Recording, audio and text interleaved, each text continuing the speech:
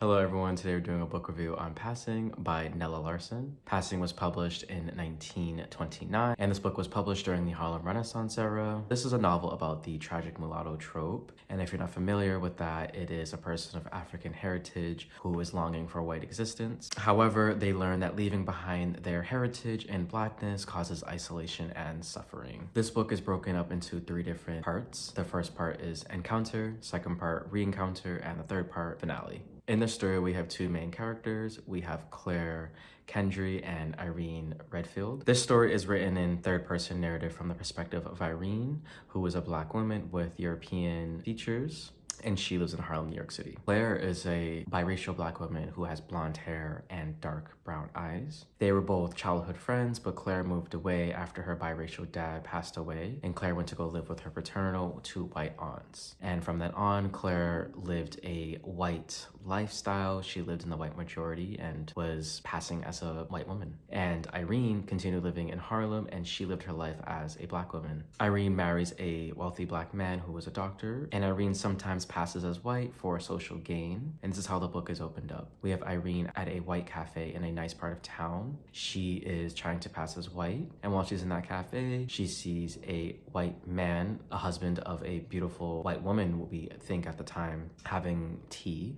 And then we see the white husband leave, and Irene is sitting there just minding her business, and she notices that this white woman is staring at her, a deep stare. And Irene was actually very startled because during this time, if you are Black, you were not allowed in several spaces that were for white only.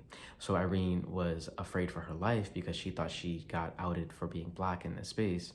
However, we learned that this is actually Clare, and Clare was staring at her because she recognized her. And she went up to her table, and Irene was about to get up and run for her life, but then Clare said, you don't remember me, and this is how they have this encounter. And these two women go back into a private area, and they start to catch up and learn more about themselves and who they are and the women that they are. In this time, we learn that Clare has been passing as a white woman, and that her husband does not know that she is Black. And this is actually very dangerous because her husband is a racist man, and he hates Black people, and he says that. And Irene shares that she has continued to live as Black, and Clare deeply longs for that Black existence. She misses it, and she even tells Irene that she wants to come visit her and learn more about her community and get involved with her community. This leads us to the next part called re-encounter. Clare shows up to Irene's house to declare a new friendship, and from then we start to see Clare get integrated in the Harlem community. And at first, Clare was very excited and very grateful to be there, and Irene was very grateful to have her as well. But Irene starts to grow a little bit of animosity towards Clare, how embraced she is in this society. Irene is part of a committee called the Negro Welfare League,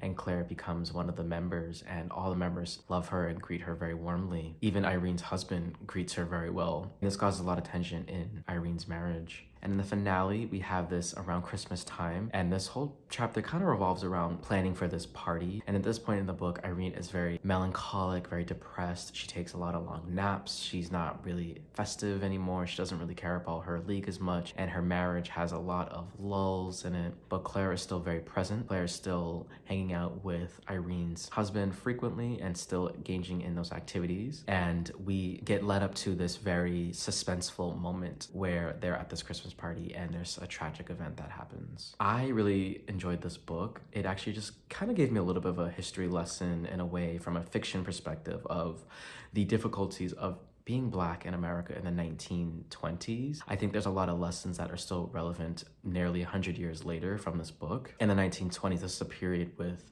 considerable racial tension. This was the Great Migration, where slavery was abolished, and there was a lot of Black people who were immigrating to different parts of America, such as northern and western areas. And there was something called the color lining practice, where many African Americans who passed for white for social gain.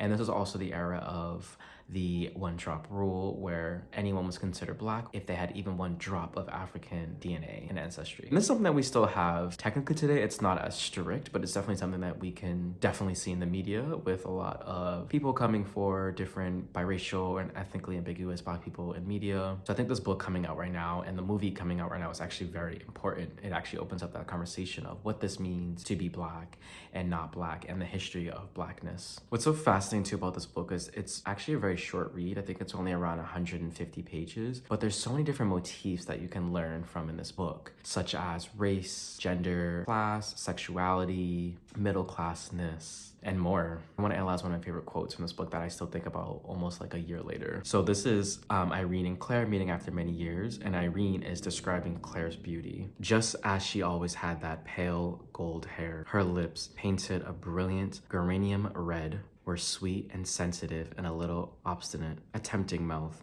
And the eyes were magnificent, dark, sometimes absolutely black, always luminous, and set in long black lashes. Arresting eyes, slow and mesmeric. Ah, surely they were Negro eyes, mysterious and concealing, and set in that ivory face under that bright hair. There was about them something exotic. Page 45. What I find so beautiful about this quote is, well, the way she describes her beauty is very poetic in a way and a little sexual.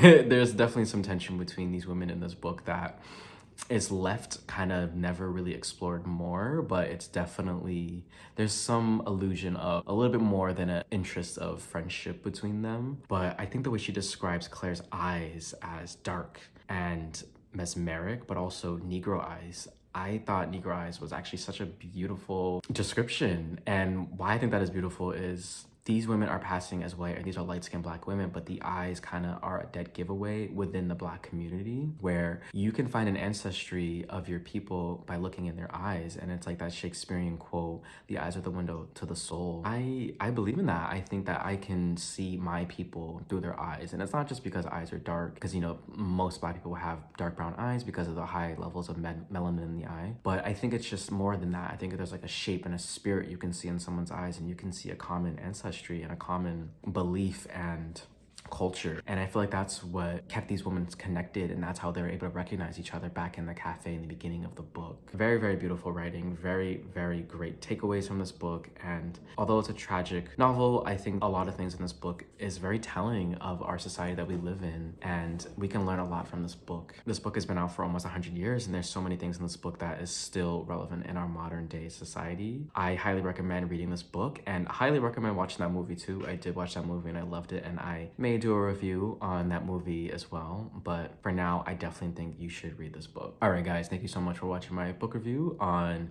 Passing, and thank you. Have a wonderful day. Let me know if you want me to do some other books, read some other books, and do some reviews on them. Thank you.